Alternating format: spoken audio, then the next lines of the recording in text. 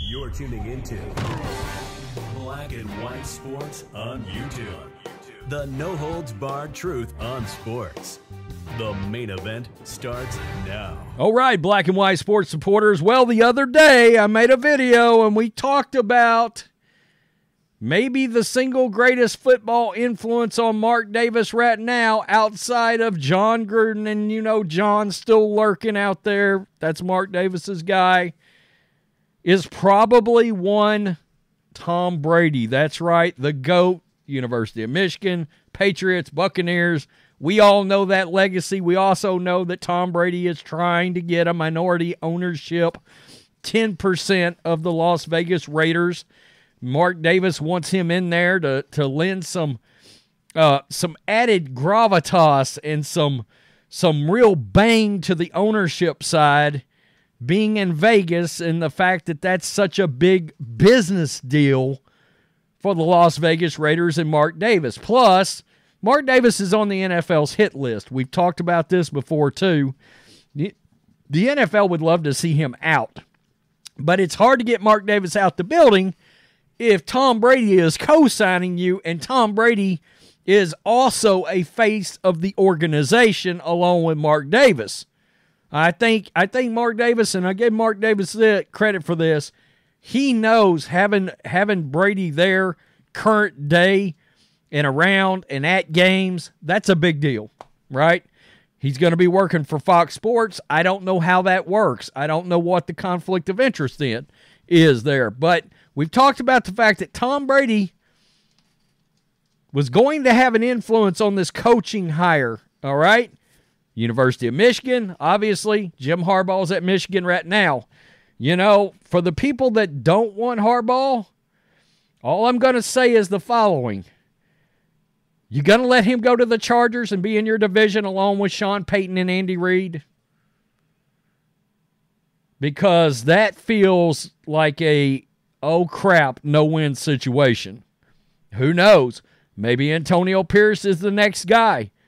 He certainly seems like he could end up being a hell of a head coach. And I said yesterday, I think here's a world where the Giants swoop in. Because, look, the Commanders are looking at Champ Kelly as general manager right now. And we've all seen this. We've seen the fact that Devontae Adams, Max Crosby, most of that locker room is in support of Antonio Pierce. But they're also not involved with the business side, and let's be real.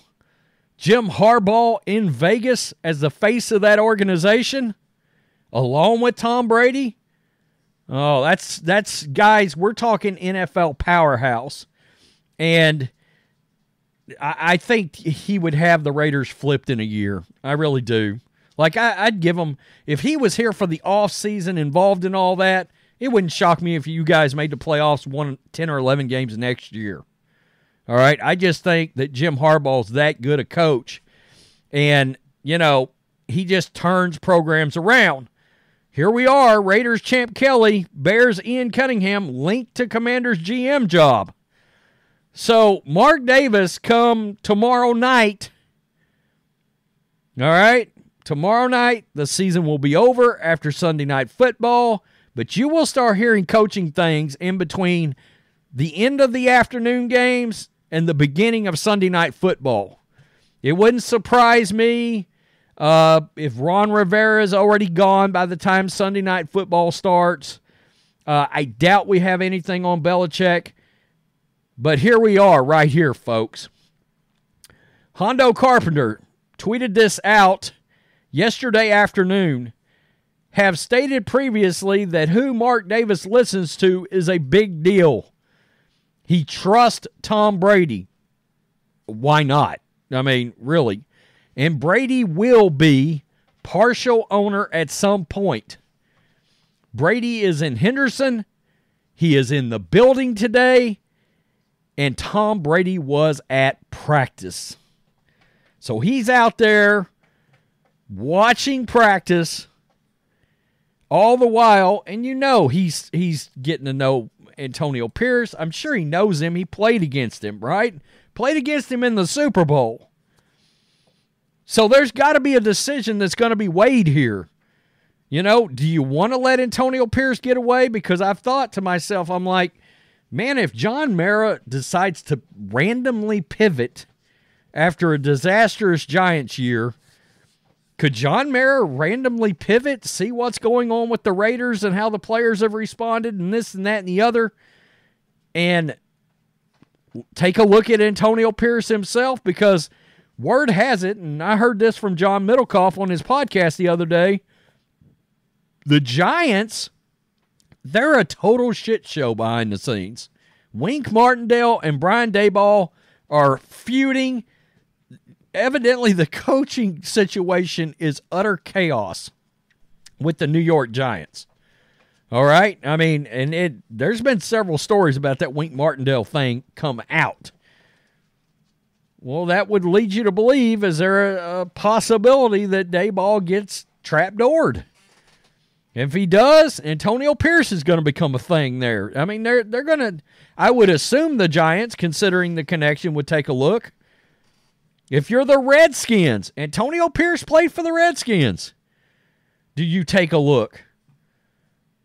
This is very interesting.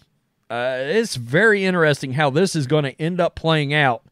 And Tom Brady being at practice, he's talking to guys, you know good and well. He's talking to players, right? He's seeing how the players respond. You really believe Mark Davis didn't say, look, Tom, can you go out and watch practice today? Just come back, give me a feel.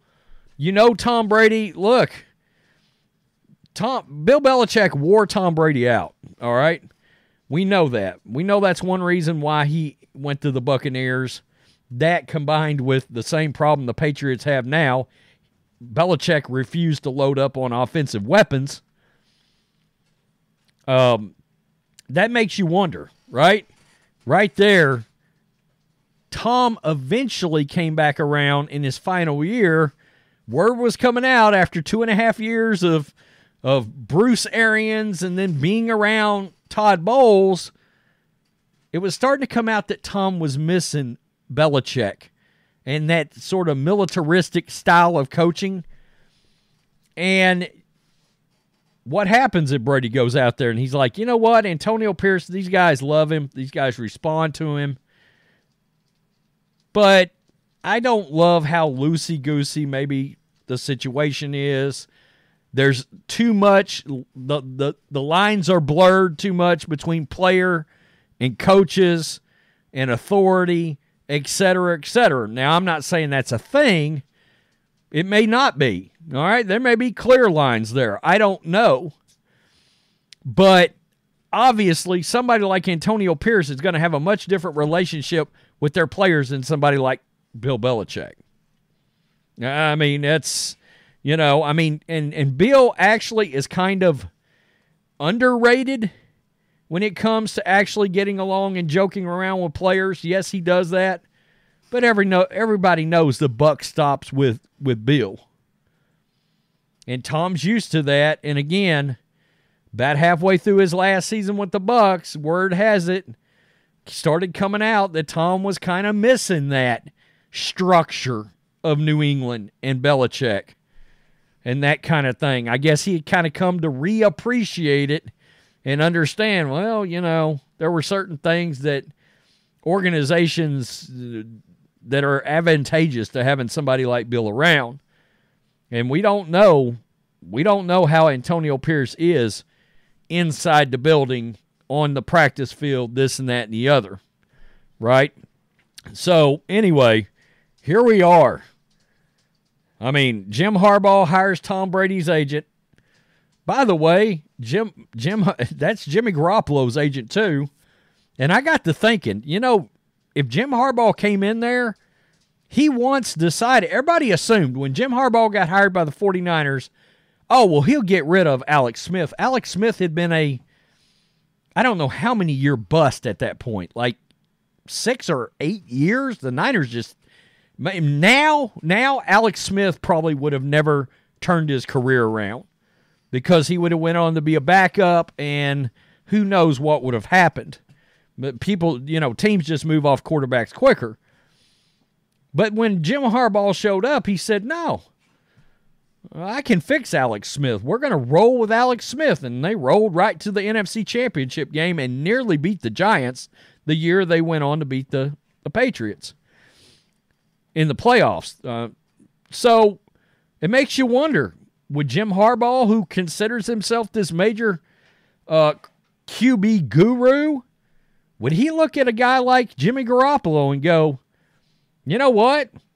Alex Smith was throwing interceptions everywhere for the Niners, and he was just throwing it right to the other team. He was always bouncing it off guys' hands. Alex was a turnover machine. Harbaugh came in, boom, interceptions went away. He corrected him. I mean, would it be possible that Harbaugh gets hired and then they run it back with Jimmy Garoppolo because Harbaugh's like, you know what, I can win a Super Bowl with that guy? That's something that nobody's thought about.